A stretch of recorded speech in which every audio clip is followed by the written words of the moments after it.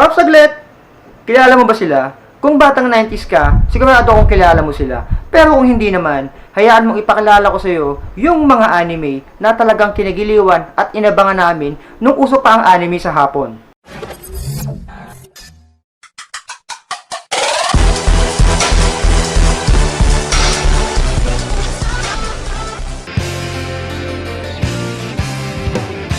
Flame of Recca, unang ipinalabas sa Japan noong 1997 hanggang 1998 na may 42 episodes. Ipinalabas siya sa Philippine Television ng GMA noong 1999. Natatandaan niyo pa ba yung Walang Dragon ni Recca?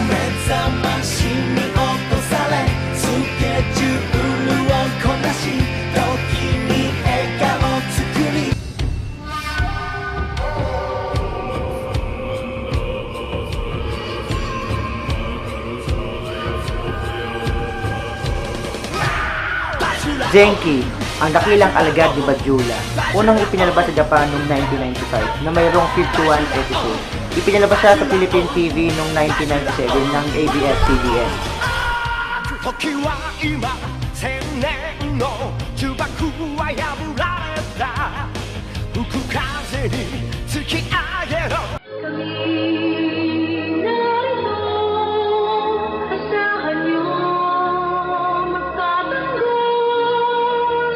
Magic Knight Rayer. Unang ipinalabas sa Japan noong 1994 hanggang 1995. Mayroon siyang 49 episodes.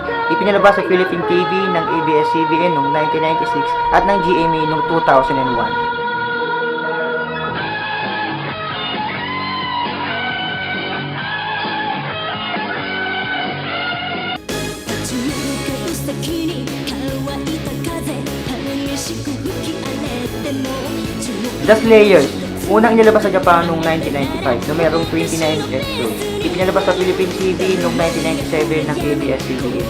Alam nyo ba na ang Nina version ng Dota ay kinuha sa The Slayers na anime? Now you know.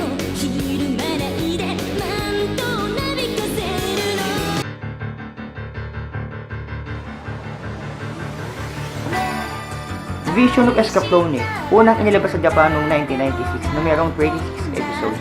Ipinalabas sa Philippine TV noong 1997.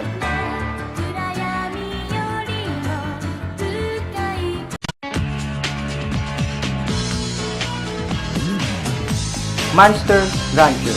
Unang inilabas sa Japan noong 1997. Ipinalabas sa Philippine TV ng GMA noong 1999.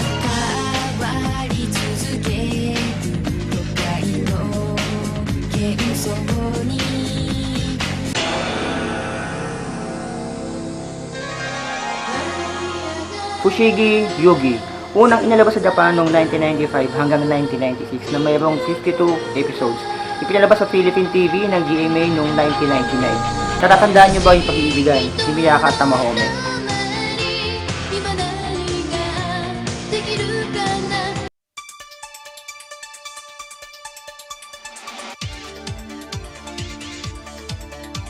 Gundam Wing.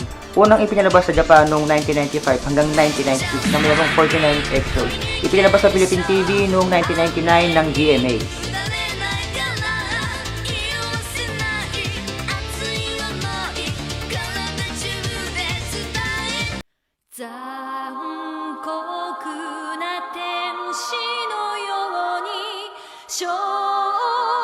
Evangelion. Unang inilabas sa Japan noong 1995 na mayroong 26 episodes. Ipinalabas sa Philippine TV noong 1996 ng GMA.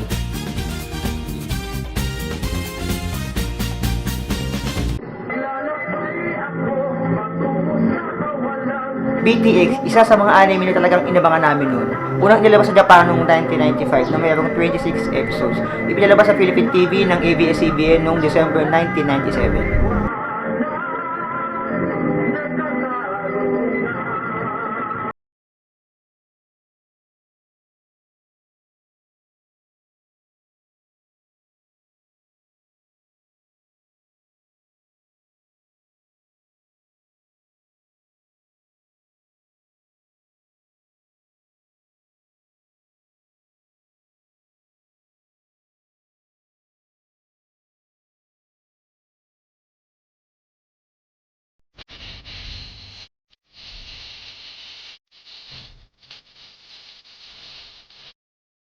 Rurouni Kenshin, unang inilabas sa Japan noong 1996 na mayroong 92 episodes. Ikinalabas sa Philippine TV noong 1997.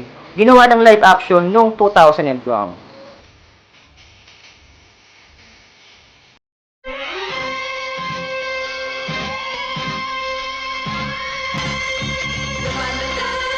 Lupin the Third, unang inilabas sa Japan noong 1971 na mayroong 23 episodes. Ipinalabas sa Philippine TV ng GMA noong 1999. 優しく抱きしめて Cowboy Bebop, unang inilabas sa Japan noong 1998 na mayroong 26 episodes. Ipinalabas sa Philippine TV ng 2004 ng GMA. 3, 2, 1, let's jam.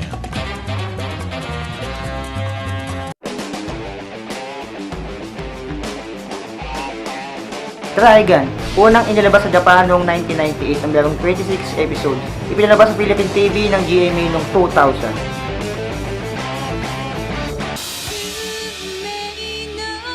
Detective Conan or Case Closed ng Japan, isa sa pinakamahabang anime na ongoing pa hanggang ngayon. Sa kasalukuyan, meron na siyang 900 plus episodes.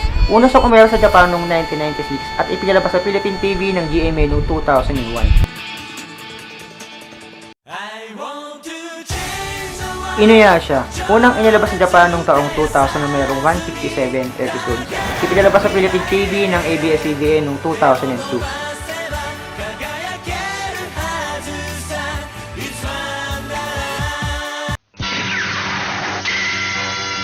Daimos, isa sa pinakamatagal na anime ng Japan. Una siyang umero sa Japan noong 1978 na mayroong 44 episodes.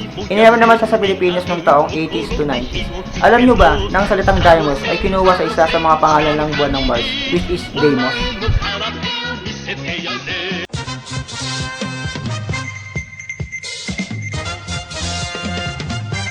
Voltes 5, isa sa pinakasikat na anime noon. Una siyang inilabas sa Japan noong 1977. Sa Pilipinas naman is early 70s to 80s. Pero nung panahon ni Marcos, naban siya. Madami espekulasyon kung bakit siya naban. Yung mga nagsasabing dahil daw sa excessive violence, meron naman nagsasabi na dahil daw sa ang kwento daw ng Voltes 5 ay nag-alarawan sa kasalukuyang sitwasyon ng Pilipinas noon.